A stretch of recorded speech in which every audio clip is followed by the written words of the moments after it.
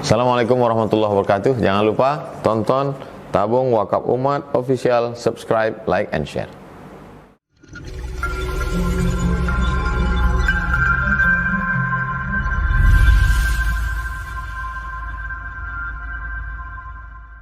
Assalamualaikum warahmatullahi wabarakatuh. Alhamdulillah, wassalatu wassalamu ala rasulillah wa ala alihi wa sahbihi wa man da'a bida'watihi wa istanna bi sunnatihi ila yaumi liqa'i rabbih wa ba'd. Bapak-bapak, ibu-ibu yang di luar bisa menengok saya? Bisa? Begitulah almarhum Haji Musa Lomah bin Lomah dan almarhumah Hajah Nurani binti Kundur bisa melihat kita malam ini. Karena beda alam barzah. Barzah itu artinya bainahuma barzakhun la yabghiyan. Antara air sungai Siak dengan air laut Selat Malaka ada barzah. Maka air sungai itu tidak masin. Karena kalau tak ada barzah, masuklah air sungai, masuklah air Selat Malaka itu ke sungai Siak, masinlah semua air sungai Siak itu, matilah kita. Masinlah air Pekanbaru nih. Maka arti barzakh itu pemisah. Sama macam kita ini sekarang ada pemisahnya.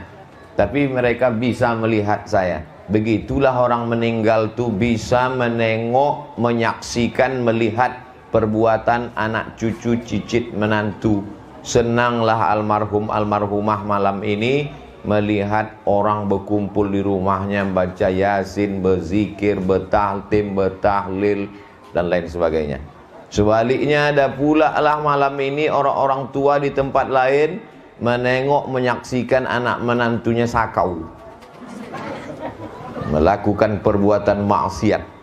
Jadi kalau itu ditanamkan ke anak-anak kita, maka tiap malamlah dia membaca Yasin, tiap malamlah dia berzikir dan berdoa. Kenapa mereka yang di luar itu bisa melihat? Karena tersingkap tirai. Tirai yang tersingkap itu dalam ilmu tasawuf namanya kasyaf. Kasyaf artinya tirai yang tersingkap. Jadi orang yang hidup ini bisa menengok orang mati, bisa. Mana buktinya kalau dalil cakap orang ustadz ini bisa orang hidup melihat orang mati? Nabi Muhammad SAW waktu Isra Mi'raj berjumpa dengan Nabi Adam, berjumpa dengan Nabi Musa, berjumpa dengan Nabi Ibrahim, berjumpa dengan Nabi Yahya, berjumpa dengan nabi-nabi. Nabi-nabi itu sudah meninggal dunia. Kenapa bisa? Disingkapkan Allah Subhanahu wa ta'ala tirai. Tapi jangan gara-gara kaji malam ini balik dari sini semua mengaku berjumpa almarhum. Di mana sebetulnya letak ruh itu, Pak Ustaz? Buku yang paling lengkap tentang ruh ini ditulis oleh Imam Ibnu Qayyim Al-Jauziyah. Judulnya Ar-Ruh. Diterjemahkan ke dalam bahasa Indonesia 3 huruf, Roh, R-O-H. Dulu pernah kita bedah buku di Masjid Agung An-Nur. Pendapat pertama mengatakan ruh orang baik letaknya di Illiyin, ruh orang jahat letaknya di Sijjin. Pendapat kedua mengatakan ruh itu letaknya di alam barzakh, di kubur itu. Pendapat yang ketiga mengatakan ruh itu letaknya al-arwahu mursalatun haitsu sya'at. Maka ruh lepas bisa pergi kemana sekehendak hati dia. Pendapat yang keempat mengatakan ruh itu berada di suatu, banyak betul pendapat. Kontradiktifkah pendapat-pendapat ini? Tidak. Kenapa begitu? Karena ruh itu bukan jasad fisik macam kita yang terikat oleh ruang, tempat dan waktu. Oleh sebab itu, ruh yang berada di Illiyin bisa pindah ke alam kubur dan bisa pindah lepas melihat. Tapi sesuai dengan kehendak Allah. Tak ada ruh itu yang lepas tanpa izin dari Allah. Sama macam anak tinggal di pesantren, tak mungkin dia bisa lepas pintu tanpa izin dari ustaz. Maka begitulah ruh-ruh itu dalam kuasa Allah. Innama amruhu idza arada syai'an ayaqula lahu kun. Dalam Islam tak ada ruh gentayangan, tak ada. Orang yang mengatakan ada ruh gentayangan itu terlalu banyak menonton film hantu. Lama-lama dia jadi hantu. Ibu-ibu jangan nonton film hantu. Kalau ibu jadi hantu, anaknya tuyul. Oleh sebab itu maka dalam Islam tak ada ruh gentayangan. Yang ada itu bahwa ruh itu dalam kuasa Allah SWT. Jadi kalau nanti mana tahu Abdul Somad meninggal dunia, tiba-tiba orang di Pekanbaru ini ada yang kerasukan, kemasukan, kesambet kata orang Jawa, kesapo kata orang Melayu. Tiba-tiba ditanya dia, fulan yang kerasukan. Ya, siapa kau ini? Aku Abdul Somad LCMA. Kalau memang kau betul Ustaz Somad, coba kau ceramah dulu. Assalamualaikum. Itu bukan ruh Abdul Somad, karena ruh tak bisa dipanggil dan ruh tak bisa masuk ke badan. Lalu yang masuk itu siapa? Bisa pula dia bercerita, dia berjalan katanya. Kalau memang kau betul Abdul Somad, coba ceritakan perjalananmu dulu. Aku pertama kali ceramah bulan Oktober 2010 di Islamic Center Pasir Pengarayan, dibawa oleh Dr. Andus Haji Ahmad MSI. Hah? Iya, ini Ustaz Somad nih. Bukan. Itu adalah jin Qorin. Qorin artinya selalu bersama. Waktu saya lahir ada jin yang ikut waktu saya lahir. Itulah maka jin itu mencucuk pusat anak yang baru lahir itu, menangis anak itu.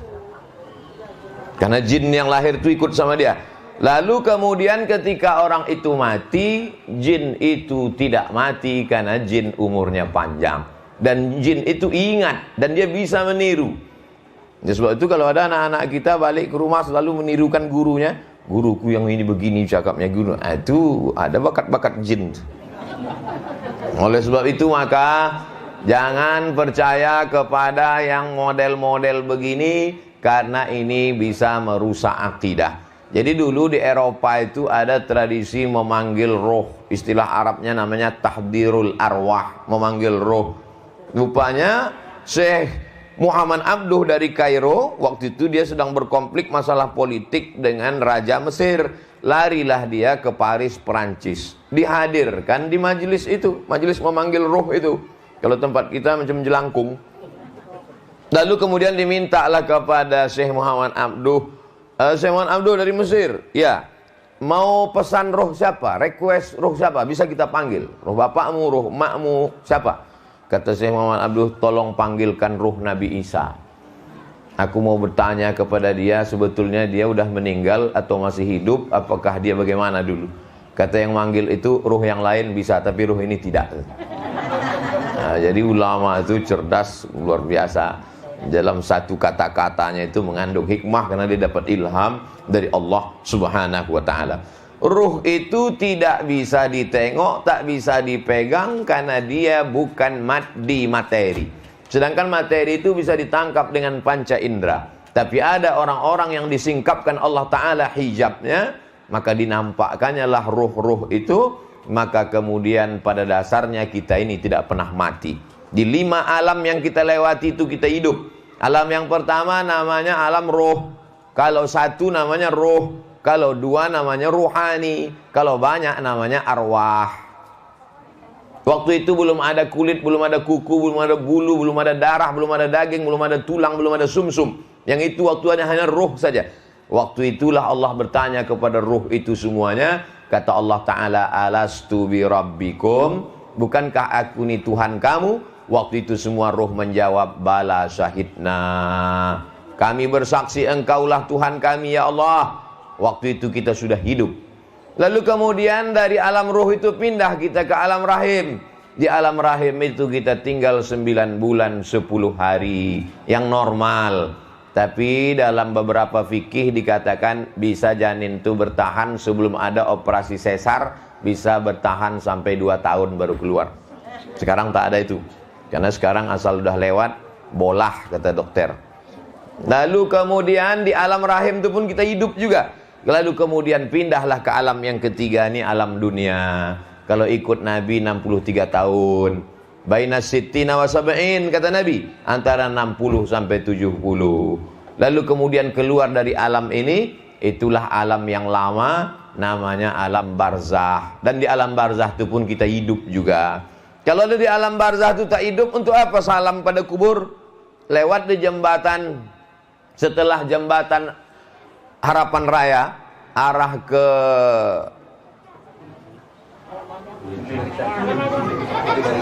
ke apa tuh? Nah, saya mau mancing aja. Yang ternyata yang diingat ibunya Lemayang. Apa kata kita waktu lewat jembatan di situ? Assalamualaikum ya ahla diyar minal mu'minin wa inna insyaallah bikum lahiqun yarhamullahul mustaqdimina wal mustakhirin nas'alullah lana wa lakumul afiyah. Itu menunjukkan bahwa ruh itu tak mati, hidup dia. Itulah maka kita ucapkan salam. Takkan mungkin kita mengucapkan salam pada batu nisan, tak mungkin mengucapkan salam pada pokok kayu. Itu menunjukkan ruh itu hidup dan dia menjawab salam. Itulah maka kita tegak di depan makam Nabi Muhammad SAW. Assalamualaikum ya Rasulullah, Assalamualaikum ya Habiballah, Assalamualaikum ya khaira khalqillah, Assalamualaikum ya safwatallah. Dan dari Pekanbaru nih kita ucapkan salam kepada dia di Madinah. Assalamualaikum ayuhan nabiyyu wa rahmatullahi wa barakatuh. Ziarah kita ke makam Baqi' dan Ma'la, itu juga kita ucapkan Assalamualaikum ya ahla diyar minal mu'minin wa inna insyaallah bikum lahiqun yarhamullahul mustaqdimin wal mustakhirin nas'alullah lana wa lakumul afiyah. Lalu sesudah itu pindahlah kita ke alam yang terakhir, itulah dia alam akhirat. Dan di alam akhirat itu pun kita hidup, maka sesungguhnya kita tidak pernah mati, dengan makna bahwa mati tak ada wujudnya, tak ada hidupnya. Hanya saja kita keluar dari cangkang, macam bekicot, macam keong, macam seafood. Keluar isinya itu lapuklah dia. Kita gali tanah, berapa kali ketemu orang-orang yang tinggal di tepi pantai, kulit kerang, keong, siput, yang sudah keluar maka lapuklah dia menjadi tanah. Kena penyakit osteoporosis.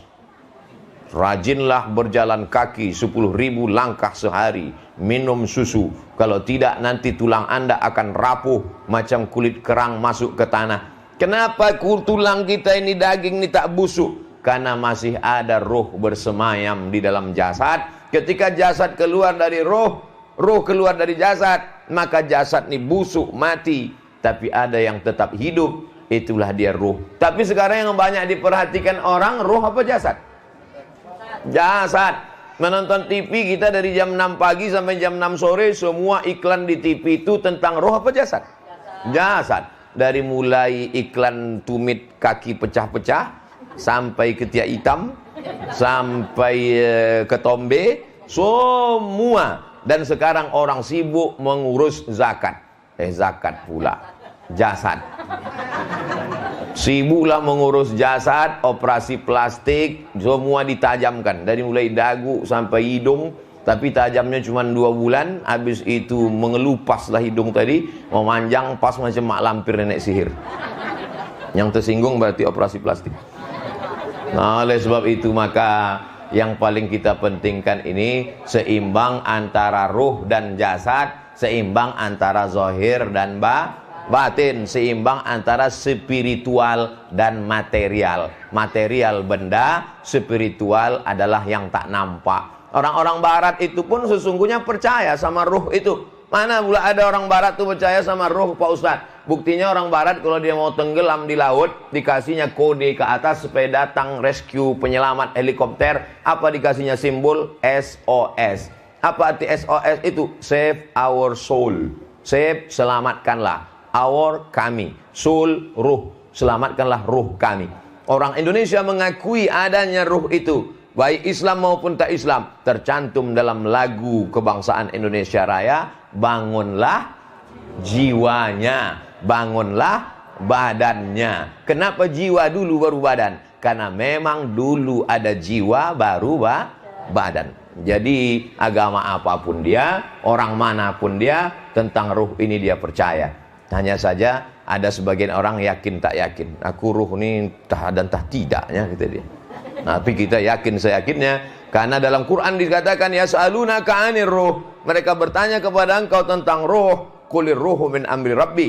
Katakan ruh itu urusan Allah. Wa ma utitum minal ilmi illa qalila. Dan engkau hanya tahu sedikit saja tentang ruh itu. Ini pembahasan yang pertama. Yang kedua, bahwa malam ini kita bersilaturahim. Man ahabba ayyubsatalahu fi rizqihi, siapa yang mau lapang rezekinya, wa yunsa'alahu fi atharihi, murah rezekinya, panjang umurnya, hendaklah dia menyambung tali silaturahim. Tadi kata Pak Ahmad, mohon maaf Bapak Ibu, kami hanya menyediakan bingkisan 500. Apa kata oma-oma di belakang? Kami cuma mau mendengar tausiah Pak Ustadz. Artinya apa? Sohibul bait khawatir, karena memang begitulah tuan rumah biasanya. Dan rupanya tamu-tamu memang meniat dari rumah mau datang bersilaturahim. Panjang umur, murah rezeki. Bahwa kemudian dia tak dapat, itu memang takdir lah. Bapak Ibu yang dimuliakan Allah Subhanahu wa taala. Jadi maksud saya, silaturahim ini sekarang banyak putus.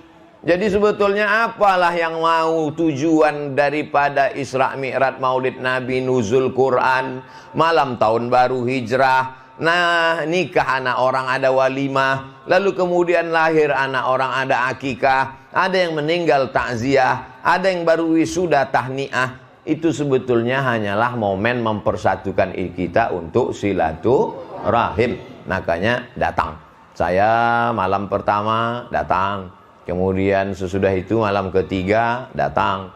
Habis itu malam ke-40 saya bilang tak bisa Pak, saya 40 ini sedang di luar. Tak apa-apa Pak Ustaz, 41, 42, 43, 45, kata Pak Ahmad. Jadi teringat, senyum sendiri saya waktu dibilang Pak Ahmad 42, 43 tak masalah. Waktu itu ingat saya kepala dinas PU menjemput saya ke Panam jam 10 malam. Bisa Ustaz datang ke Pasir Pengarayan? Saya bilang saya tak bisa. Karena saya hari ini mengajar penuh kelas internasional, jam 10 malam saya baru keluar kelas. Maksud saya ngasih tahu jam 10 malam itu artinya batalkanlah acara nih. Tiba-tiba jam 10 malam datang kepala dinas PU ke Panam. Kenapa Bapak datang? Jemput Ustadz. Siapa nyuruh? Pak Ahmad gitu. Tapi saya bilang malam tak bisa. Bupati kami itu tak ada gigi mundurnya gitu. Almarhum udah Pak kepala PU. Allahumma firlahu warhamhu afihi wa. Jadi pahamlah Bapak kenapa sering saya kemari, karena memang tak ada gigi mundur, maju terus. Alhamdulillah silaturahim kami ini sudah terjalin. Oktober 2010 lah saya pertama kali sampai ke Islamic Center Pasir Pengarayan. Ini udah Oktober pula 2020. 10 tahun sudah berjalan, bolak-balik. Macam-macam yang saya alami dalam perjalanan ke pasir itu.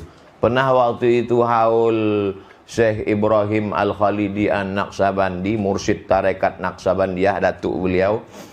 Syekh Ibrahim punya anak namanya Hajah Siti Fatimah. Hajah Siti Fatimah punya anak namanya Dr. Andus Haji Ahmad MSI. Haul lah waktu itu. Janji jam 9 pagi. Sudah jam 9 saya masih lagi dikasihkan. Sementara jauh lagi Pasir Pengarayan. Teleponlah Pak Aman. Ustadz di mana? Dikasihkan Pak. Lama lagi sampai. Tak sampai nampaknya Pak. Kenapa? Bengkok tiang cepron itu saya tabrak Pak. Itu kan jalan lurus. Jam 6 pagi. Jam 6 itu matahari baru terbit. Tak nampak. Gas tuh pula mau aja 120. Bengkok. Sampai sekarang kalau lewat situ saya tengok tiang tuh. Masih bengkok lagi. Macam-macam perjalanan. Sampailah ke 2020. Mudah-mudahan kami bersahabat di dunia, bertetangga di surga. Tidak kami berdua aja. Bapak-bapak ibu masuk juga. Cuman agak lama sedikit. Bapak ibu yang dimuliakan Allah Subhanahu wa taala. Karena kalau bersahabat berkawan di dunia ini tak lama. Kadang kita bersahabat nih karena sama-sama ada. Ada orang, ada kita, baru sedap ketawa. Sama-sama kerja, kerja dia, kerja kita. Begitu kita tak kerja, pahit senyum kita. Oleh sebab itu kalau bersahabat karena Allah, maka insya Allah abadi sampai mati dalam keadaan la ilaha illallah Muhammadun Rasulullah. Mana buktinya? Nih, kita datang kemari ini karena orang hidup, apa karena orang meninggal? Karena orang meninggal. Berapa banyak orang hidup buat acara kita tak datang. Bupati, wali kota, gubernur, anggota dewan membuat open house. Belalat makanan itu tak ada orang datang. Kenapa? Open house tapi hatinya tidak open heart. Tapi malam ini orang datang karena meninggal dunia. Maka kalau ada orang meninggal dunia banyak yang datang, saksikanlah bahwa orang itu orang baik. Ini menunjukkan almarhum almarhumah adalah orang Orang baik. Coba kalau orang mati gantung diri. Takut orang datang. Kau ke sana, ngeri Pak Ustaz. Nanti balik entah apa-apa nampak gitu nih. Alhamdulillah, Masya Allah. Saya mohon maaf Bapak Ibu banyak membelakang ke sana daripada kemari. Atau bapak-bapak senyum menengok saya ini macam lain, ada jeruji besi. Masya Allah, tabarakallah. Itu poin yang kedua, silaturahim. Poin yang ketiga, kenapalah kita membaca Yasin Pak Ustadz? Udah saya lipat-lipat ini. Mohon maaf nih Pak Ahmad, buku Yasin ini saya lipat beberapa lembar. Ada poin yang mau saya sampaikan. Inna nahnu nuhyil mauta, kami menghidupkan orang mati. Wa naktubu ma qaddamu wa asarahum, kami tulis amal-amalnya dulu, bahkan bekas-bekas tapak kakinya. Bekas tapak kaki Bapak Ibu datang malam ini kemari, itu ditulis malaikat. Wa kulla syai'in ahsaynahu fi imamim, semuanya kami tulis dalam buku catatan yang nyata. Oh, jadi tapak kaki ditulis Pak Ustadz? Ya, kami naik mobil tadi Pak Ustadz, bekas-bekas bannya itu pun dicatat. Inna alaikum lahafizin kiraman katibin ya'lamuna ma taf'alun.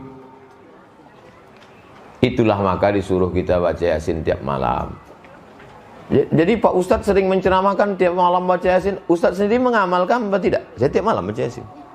Secapek-capeknya, semengantuk-mengantuknya, kalau keluar kota udah tak buka lagi mata, habis subuh wajib saya baca. Untuk diri saya, tak saya wajibkan ke jamaah. Tapi kalau tenang, baca Yasin.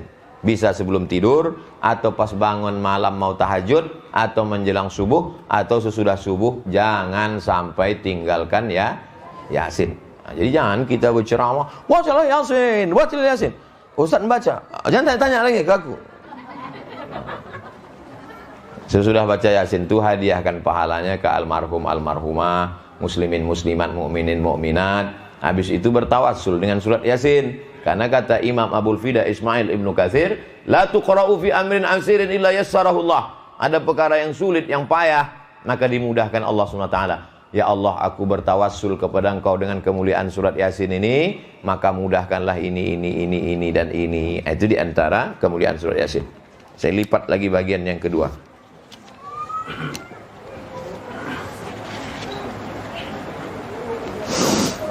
Wa in kullun lamma jami'ul ladaina, semuanya nanti akan dikumpulkan, didatangkan kepada Allah. Semua.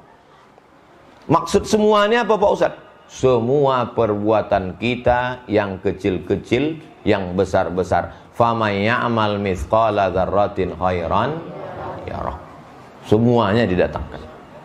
Kalau dia pedagang yang curang-curang seon, 2 on, semato, 2 mato, dinampakkan. Kalau dia pegawai, berdatangan tanda-tanda tangan, tanda tangan. Kalau dia dosen, berdatangan kapur tulis, papan-papan tulis, whiteboard itu datang semua. Itu maka saya kalau mengajar di pertemuan ke-16, saya tanya, adik-adik mahasiswa sekalian, selama 16 tatap muka pertemuan ini, ada mungkin saya terlambat, ada mungkin saya menyinggung perasaan, saya minta maaf. Mau kalian maafkan saya? Mau, kata dia. Disangkanya saya minta maaf itu nilai A. Yang CC juga. Daripada kita cari dia di akhirat. Nanti di akhirat itu berdatanganlah dia semua yang kita buat, teman. Ini dia. Wa in kullun lamma jami'ul ladaina muhdarun. Waktu itu zaman Nabi pegawai pencatat zakat. Maka kalian yang curang menghitung kambing, kalian akan memikul kambing mengembek di tengkuk kalian. Yang kalian curang menghitung sapi, kalian akan memikul sapi mengemuh di pundak kalian, kata Nabi. Nah, waktu itu belum ada mobil. Dan kalau untuk pegawai-pegawai zaman sekarang, banyaklah nanti yang memikul-mikul mobil di akhirat. Masih bangga kalau mikul mobil. Kalau mikul bakwan, yang dulu waktu SMP makan 3 bayar 1. Nah, Ustadz macam tak pernah aja. Saya sekali pun tak pernah. Kenapa Ustadz tak pernah buat macam itu? Padahal Ustadz kan waktu itu belum Ustadz. Tapi setiap, ingat saya itu, sekarang kalau saya pergi ke sekolah saya itu, singgah saya ke warung tuh, Yang punya warung tuh tinggal anak-anaknya sekarang, udah meninggal. Saya tak pernah menipu mak kalian. Kenapa? Karena setiap aku makan di sini, yang kulihat tuh seolah-olah emak aku. Maka kalau aku curangi mak-mak itu berarti menipu makku sendiri. Jadi kalau ibu kuat hubungan emosional dengan anak ibu tidak akan mencederai, menzolimi emak-emak yang lain. Karena ketika melihat emak lain, itu adalah emak dia. Jadi waktu kami di Mesir kuliah 3-4 tahun, musim haji pergi kami ke Makkah. Maka menengok emak-emak, tengok, oh lah beginilah emak-emak awak di kampung. Dia tengok. Cuman kadang emak-emak haji ini takut pula dia tengok. Sangkanya mau copet. La ilaha illallah. Sesolehin ni awak. Oke, ini lipatan ketiga. Sebetulnya saya sudah mengajarkan surat Yasin ini khatam di Masjid Syakirin di depan Loteman. Masjid Syakirin di depan rumah Al-Mukarram Ustadz Munziri Ali LC. Beliau itu dosen saya. Waktu saya pulang dari Mesir diteleponnya lah saya. Assalamualaikum. Waalaikumsalam. Saya ketua Masjid Syakirin. Bisa Ustadz datang ke masjid kami ngisi pengajian? Insyaallah Pak, kata saya. Dia tak ingat sama saya. Saya mahasiswa dia, saya ingat. Dulu waktu dia di kelas itu dibilangnya gini, man istata'a minkumul ba'ah falyatazawwaj. Siapa yang sudah mampu untuk menikah, menikahlah. Ba'ah itu bahasa Arabnya artinya mampu. Ditanyanya kami, tahu kalian arti ba'ah? Ba'ah itu mampu Pak, bukan. Ba'ah membeli bareh, ba'ah membuat rumah, ba'ah. Nah jadi sudah saya ke Mesir 4 tahun, balik ke Pekanbaru, dia tak ingat, saya ingat. Jadi waktu dia telepon, Bapak dosen di UIN ya? Iya, katanya. Dulu saya pernah juga Pak di UIN. Begini cerita dosen itu Pak. Man istata'a minkumul ba'ah falyatazawwaj. Ba'ah membeli bareh, ba'ah membeli rumah. Ketawa dia. Saya tuh katanya. Saya mahasiswa Pak dulu Pak. Oh, ayah saya datang ke masjid Bapak. Nah, disitulah saya khatamkan kajian surat Yasin. Hatam surat Yasin, sudah itu pindah. Bapak Ibu, karena kita sudah hatam surat Yasin, maka kita pindah ke kajian juz amma yatasaalun. Udah itu beberapa kali saya tak datang, malu saya, sampai sekarang tak pernah datang lagi. Jadi jangan kita bid'ahkan orang baca Yasin. Kalau kita mau meluruskan, kita alih dari baca Yasin ke tahsin tajwidnya, dari tajwidnya ke tafsirnya. Setelah jamaah itu nanti hatam tafsirnya, dia sendiri akan meminta ke surat yang lain. Jadi ide saya mengajarkan tafsir surat Yasin itu dulu awalnya, ceramahlah saya ke arah lipat kain sebelah kiri, habis jalan aspal masuk jalan tanah, habis jalan tanah tak bisa lewat motor, naik Honda kami dalam ke pokok-pokok gotah. Sampai di dalam itu datanglah bapak-bapak. Ustadz Somad dulu kami di kampung ini baca Yasin seminggu sekali malam Jumat. Terus sekarang masih ada Pak? Tak ada lagi. Kenapa? Datang penceramah masuk kemari, kata dia baca Yasin malam Jumat itu bid'ah. Sesudah itu udah 2 tahun kami tak ada muka Quran lagi. Jadi sebetulnya itu cara ulama dulu supaya memasyarakatkan ini Al-Quran. Diawali dengan Yasin. Karena Yasin itu dalam hadis disebut qalbul Quran. Hatinya Quran itu Yasin. Kalau sudah hatinya dihafal, hatinya dipegang, sentuhlah dia tepat di hatinya, dia akan milikmu untuk selamanya. Makanya orang kalau mau ngapal Quran tuh yang dihafal pertama surat Yasin dulu. Karena hatinya Quran Yasin. Dah masuk lipatan lagi. Wa yaquluna mata hadzal wa'du in kuntum. Begitulah mereka dulu menantang. Kalau memang betul kami ini akan mati, kalau memang betul kami nanti akan masuk neraka, mana dia? Mana? Kata dia menantang. Lalu apa jawaban dari Allah? Ma yanzuruna illa sayhatan wahidatan ta'khuzuhum wa hum yakhisimun. Sekali aja malaikat itu memekik, sayhatan wahidatan itu artinya memekik. Sekali malaikat memekik, ta'khuzuhum, mencabut nyawa mereka, tercabut ruh mereka karena pekikan malaikat itu. Wahum yakhisimun, ketika sedang berkelahi pun tak selesai kelahinya.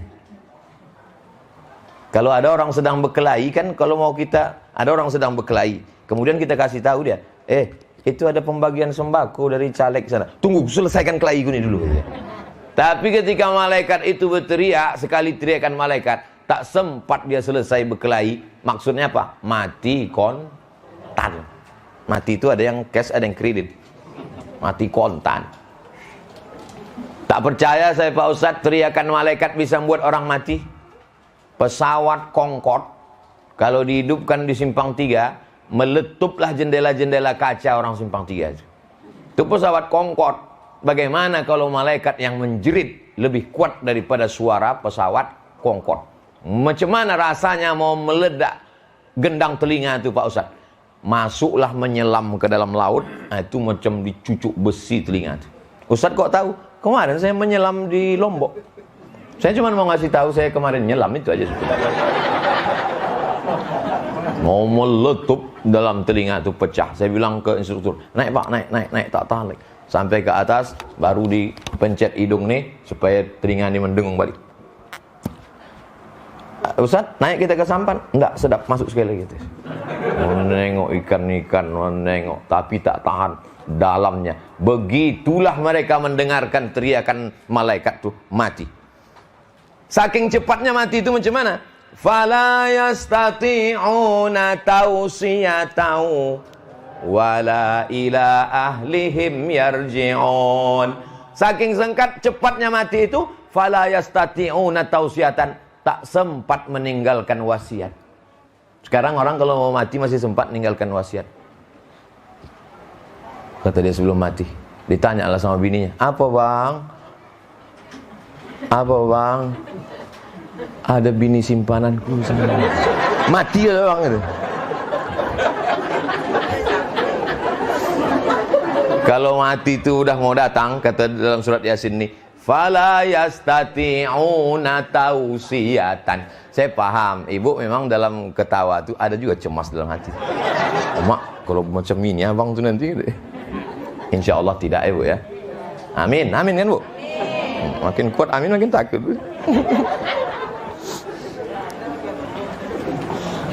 Berapa kali malaikat itu menjerit membuat manusia ini mati? Nih, udah saya lipat-lipat nih udah. In kanat illa sayhatan wahidatan fa idahum jami'un ladaina muhdarun. Satu teriakan malaikat mati sampai tak sempat meninggalkan pesan. Berteriak malaikat sekali lagi, bangkit dari kubur. Berapa kali menjerit? Sekali menjerit, mati. Menjerit sekali lagi, hidup. In kanat illa sayhatan wahidatan fa idahum jami'un ladaina muhdarun.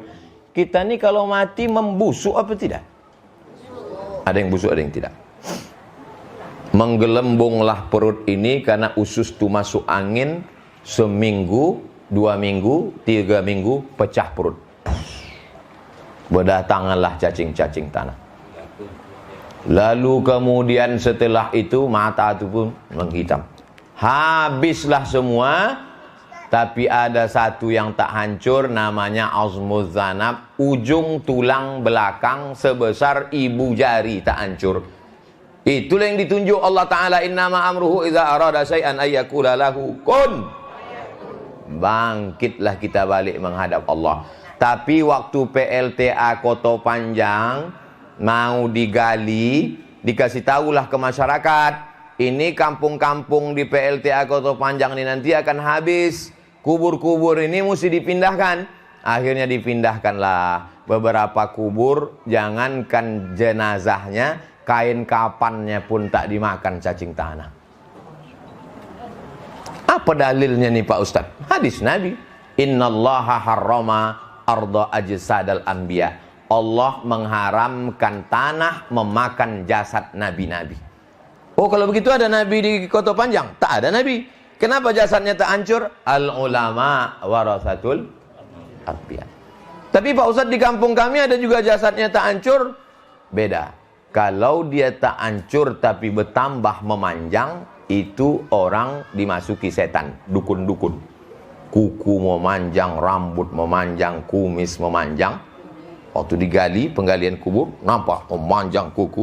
Itu berarti karena dimasuki setan. Masuk setan ke dalam jasad itu. Tapi kalau dia orang soleh, maka kain, bukan satu dua saksi, anaknya, murid-muridnya yang menengok itu bercerita ke saya, nampak kami kain kafannya Pak Ustadz, dan kami buka kain penutup wajahnya, pas macam meninggal dulu, kami kuburkan. Begitulah kalau Allah mau menjaga, sampai cacing-cacing tanah pun tak mau menggigit dagingnya. Sebaliknya pula sekarang, belum mati udah digigit cacing. Habis daging itu dimakan cacing, diabetes mellitus. Golak ibu-ibu. Lalu kemudian orang yang baik-baik itu di mana tempatnya Pak Ustadz? Inna ashabal jannatil yawma fi syughulin. Itu sedapnya ceramah di sini. Hafal semua jamaahnya. Orang yang baik-baik itu sibuk di dalam surga makan buah-buahan. Itulah kenapa sekarang banyak ibu-ibu tak mau makan nasi. Ibu nggak makan nasi, buah-buahan aja gitu. Iyo pula. Rupanya udah habis 3 piring. Hum wa azwajuhum fi zilalin alal araiki muttaqiun. Mereka akan di surga itu bersama pasangan-pasangan mereka di bawah naungan pokok kayu, di atas kursi-kursi dipan-dipan, dan mereka bersandar di situ. Jadi begitu cuman surga itu Pak Ustadz. Macam malam mayang aja rasanya. Ini gambaran. Surga itu adalah mala a'yunun ra'at, tak pernah ditengok mata, wala udhunun sami'at, tak pernah dengar telinga, wala khatara ala qalbi bashar, tak pernah terlintas di hati manusia. Lahum fiha fakihatu walahum ma yad'un. 2 kali disebut buah-buahan. Begitulah pentingnya makan buah. Lalu apalah dapat mereka dari Allah Ta'ala? Diulang sampai 3 kali kadang waktu baca ini. Salamun qawlam mir rabbir rahim. Salamun qawlam mir rabbir rahim. Salamun qawlam mir rabbir rahim. Kenapa dibaca 3 kali Pak Ustadz? Dengarlah si Abdurrahman Sudes di Masjidil Haram. Kalau pas membaca ayat-ayat penting, 3 kali diulang. Menangis si Abdurrahman Sudes. Jamaah-jamaah umrah dari Pekanbaru pun menangis juga. Apa yang kau tangiskan tadi? Habis sudah cadet kuning. Tapi jamaah Pak Ahmad nih paham semua. Nih, masih saya lipat-lipat lagi. Wa man nu'ammirhu nunakkishu fil khalq afala ya'qilun. Siapa yang kami panjangkan umurnya, kami balikkan kejadiannya macam dia dulu. Pertama dulu waktu belajar berdiri kaki dia bergoyang. Kalau udah agak tua sikit pun begitu. Dulu waktu pertama lahir pandangannya sejengkal. Dulu kata orang-orang tua dulu, katanya dulu waktu anak kecil tu lahir macam anak tikus. Mata tu tertutup macam anak kucing, tertutup. Anak sekarang lahir terbuka langsung. Betul tu Bu? Betul kata Ibu. Saya yang cerita tu almarhumah mas. Kata dulu budak-budak kecil ni lahir matanya tertutup macam anak kucing. Anak sekarang lahir terbuka. Entah apa sebabnya. Entah gara-gara omaknya menonton YouTube. Begitu juga lah kita ni kalau sudah tua rupanya pandangan tu pun balik sejengkal. Saya setelah umur 40 ni yang paling saya rasakan mata sama ingatan. Dulu tajam, sekarang tak. Tapi ada juga hikmahnya. Kalau saya ceramah di depan saya banyak ibu-ibu, itu tak bisa saya bedakan mana anak gadis, mana nenek, sama aja. Yang kedua ingatan. Dulu waktu awal-awal pengajian di Akramun Nas itu tak ada saya bawa catatan. Sekarang pengajian pakai kitab. Susah mengingat. Susah. Betul kata Allah Ta'ala. Wa man nu'ammirhu nunakkisu fil khalqi. Kami balikkan kejadiannya. Anak-anak kecil mana dia ingat? Anak-anak kecil tu saya tes tu. Tak ingat. Susah ingat. Begitu juga kita ni kalau sudah tua baliklah. Ini ayat Yasin ini mengingatkan kita semua. Sampai kapan Ustaz selesai ceramah ini? Sampai habis Yasin nih. Innama amruhu idza arada syai'an ay yaqula lahu kun fayakun. Sulit bagi Allah membuat kita ini hidup lagi? Tidak. Sulitkah bagi Allah mematikan kita? Tidak. Lalu kenapa tak dimatikan Allah orang-orang yang zalim, orang-orang yang aniaya itu? Karena Allah sayang, dikasihnya waktu supaya orang itu bertaubat. Tapi kita lebih kejam dari Allah. Kalau ada orang salah kita doakan, mampuslah hendaknya. Makanya kita ini jangan lebih kejam dari Allah. Kita doakan dia supaya dapat hidayah. Bisa? Saya tak bisa. Jamaah pula bisa. Ditutup dengan subhana. Fa subhanalladzi biyadihi malakutu kulli syai'in wa ilaihi turja'un.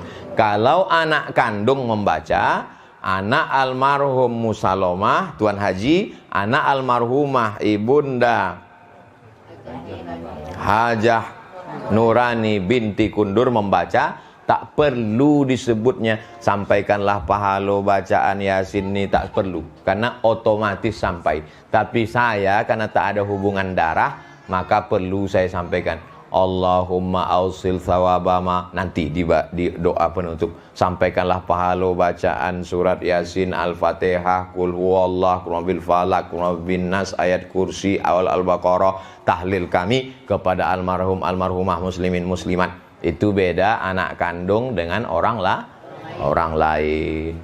Katanya Pak Ustadz kalau sudah meninggal dunia tak sampai. Orang meninggal dunia itu yang amalnya putus.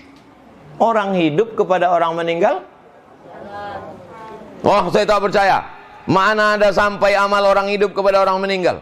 Salat jenazah itu amal orang hidup apa orang meninggal? Orang hidup. Yang salat itu kan orang hidup. Yang disolatkannya orang? Sampai tak amal dia kepada orang meninggal? Sampai. Kalau tak sampai, untuk apa sholat jenazah? Jadi nanti kalau ada orang mengatakan tak sampai amal orang hidup kepada orang meninggal, mantap pendapat kau nih. Tak kami sembayangkan kau nanti. Sampailah amal hidup untuk meninggal. Hadis ada menyebut Pak Ustadz, ayu shadaqatu afdal. Ya Rasulullah, aku mau bersedekah. Sampai tak sedekahku ini ya Allah kepada emakku, kata Sa'ad. Nama sahabat itu Sa'ad. Sampai kata Nabi. Apa yang paling bagus ya Rasulullah? Sakyul ma', mengasih air minum. Buatkan sumur bor biar tak putus-putus.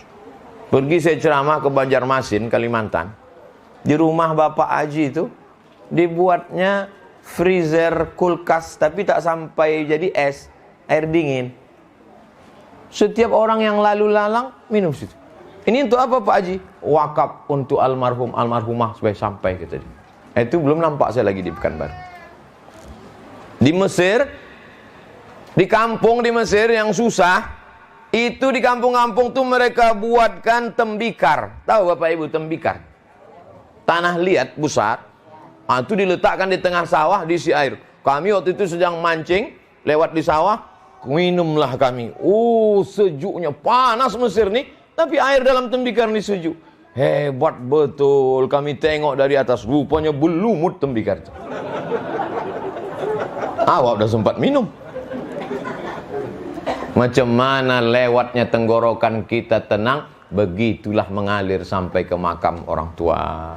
Di Malaysia ada pintu di masjid Malaysia itu, kotak besar. Asal kita ambil satu air, keluar air baru. Asal ambil satu air, keluar air baru.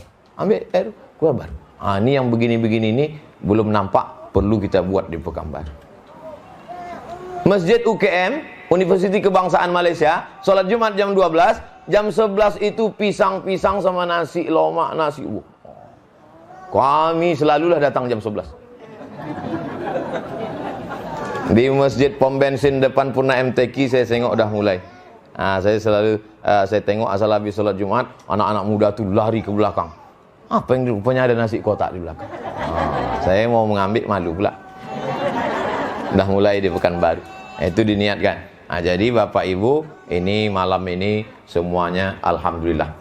Orang mati meninggal dunia, kalau ditanya Allah Ta'ala, hai orang meninggal, mau tak kau hidup lagi? Apa kata orang meninggal? Laula akhartani ila ajalin qarib. Kasihlah aku hidup walaupun sekejap saja ya Allah. Kata Allah, kalau kau hidup sekejap kau mau apa? Fa'asaddaqo, aku mau bersedekah. Tak ada dia bilang, kalau aku hidup aku mau umroh, tak ada. Kalau aku hidup aku mau haji, kata tak ada. Kalau aku hidup aku mau tahajud, tak ada. Aku mau bersedekah. Kenapa orang meninggal itu mau bersedekah? Setelah diteliti oleh para ulama, ternyata pahala sedekah sudah dapat balasannya ketika dikubur. Pahala haji nanti di surga, tapi pahala sedekah sudah dapat balasannya ketika dikubur. Jadi pernah suatu hari saya pulang ke rumah, kata almarhumah omak saya, hebat ceramah di masjid tadi. Aku mendengar ceramah tadi, rajinlah aku bersedekah lopat nih, kata dia. Kenapa gitu, Mak? Apa cerita Ustadz itu tadi? Kata Ustadz itu ada penggali kubur. Terus penggali kubur ini digalinya kubur pagi. Padahal jenazah itu biasanya dikebumikan tempat kita setelah zuhur. Jadi digalinya pagi. Waktu dia menggali kubur pagi itu lewat pengemis. Kebetulan dia ada lepat. Dipanggilnya pengemis itu, dikasihnya lepat. Pengemis, udah makan? Belum? Ah, ini lepat. Habis itu dia pun menggali kubur. Sesudah digalinya, tidur dia di samping kubur. Tertidur karena capek. Saking kan sedapnya tidur, terjatuh dia ke dalam. Pas terjatuh tuh tiba-tiba datang Mungkar Nakir. Marabbuka, kata Mungkar Nakir. Dia tak ada persiapan. Menggali kubur. Dipukul lah sama malaikat Mungkar Nakir tadi. Di mana mau dipukul Mungkar Nakir itu, datang lopat tuh menolong. Pukul tangan, datang lopat ke tangan. Pukul kaki, datang lopat ke kaki. Sampai akhirnya datanglah orang keluarga jenazah, tengoknya tidur. Pak, bangun Pak. Terbangun dia balik. Kalau gitu mesti sering kita bersedekah lopat nih kita almarhum. Sebetulnya inti yang mau disampaikan itu adalah sedekah. Jangan sampai tak bersedekah. Jadi Ibu, Bapak, besok pagi cari panti asuhan, sedekah. Antarkan makanan ke sekolah, ke pesantren, sedekah. Itu yang dapat saya sampaikan. Lebih kurang 1 jam. Itu maka dari tadi saya nengok sana, nengok jam itu saya tengok. Jam 9:10. Saya mohon maaf kepada keluarga almarhum almarhumah. Banyak silap, banyak salah kepada para jamaah. Di akhir majlis mari kita membaca doa. Astaghfirullahalazim. Astaghfirullahalazim. Astaghfirullahalazim.